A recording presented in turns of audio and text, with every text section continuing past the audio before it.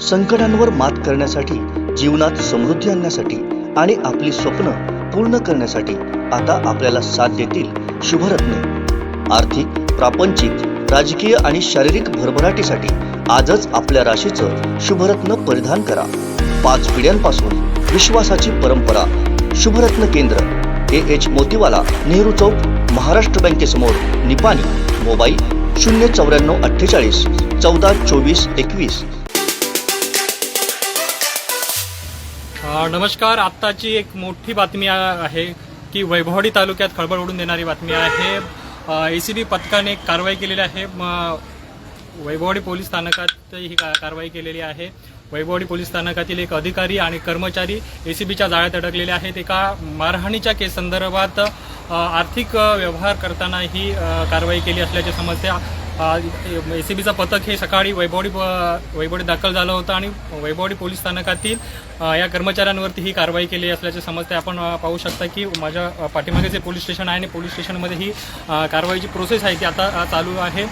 सकाळी 11-11:30च्या दरम्यान सिंधुदुर्ग ACBचं पथक हे वैभववाडी पोलीस स्थानकात दाखल झालं होतं। 2 दिवसापूर्वी कुसूर येथे एक मारहाणीचा प्रकार घडला होता आणि त्या मारहाणी प्रकरणातील जे फिर्यादी आणि तक्रारदार यांच्यातील जो काही वाद होता तो वाद मिटवण्यासंदर्भात या अधिकारी आणि कर्मचाऱ्याने लाच घेतली असल्याचे सूत्रांकडून समजले होते आणि त्या संदर्भातच ही कारवाई केलेली असल्याचे कळते। आता ACBचं जे पथक आहे ते पथक वैभववाडी पोलीस स्थानकात दाखल आहे आणि जी गुन्हा दाखल करण्याची प्रक्रिया सुरू आहे।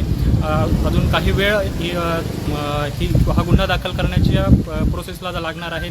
त्या संदर्भात येथील जे अधिकारी सापडले आहेत आणि त्यासोबत जे कर्मचारी आहेत त्यांची सखोल चौकशी ही त्या अधिकाऱ्यांकडून केली जात आहे। एकंदरीत वैभववाडीच्या ज्या सरकारी यंत्रणेत आहे ही यंत्रणेमध्ये ही खळबळ उडून देणारी ही बातमी आहे आणि या संदर्भातली अधिकृत जी नावं आहेत ती काही वेळातच आता ACBचे पथक आहेत ते त्यांच्याकडून जाहीर केली जाणार आहेत। मात्र या घटनेने वैभववाडी तालुक्यात एक खळबळ माजलेली आहे। आमचे दिवसभरातले सर्व अपडेट्स, ताज्या घडामोडी आणि थेट लाईव्ह पाहण्यासाठी सबस्क्राईब करा, लाईक करा कोकणचं नंबर 1 महा चॅनल कोकण 7 लाईव्हचं YouTube चॅनल।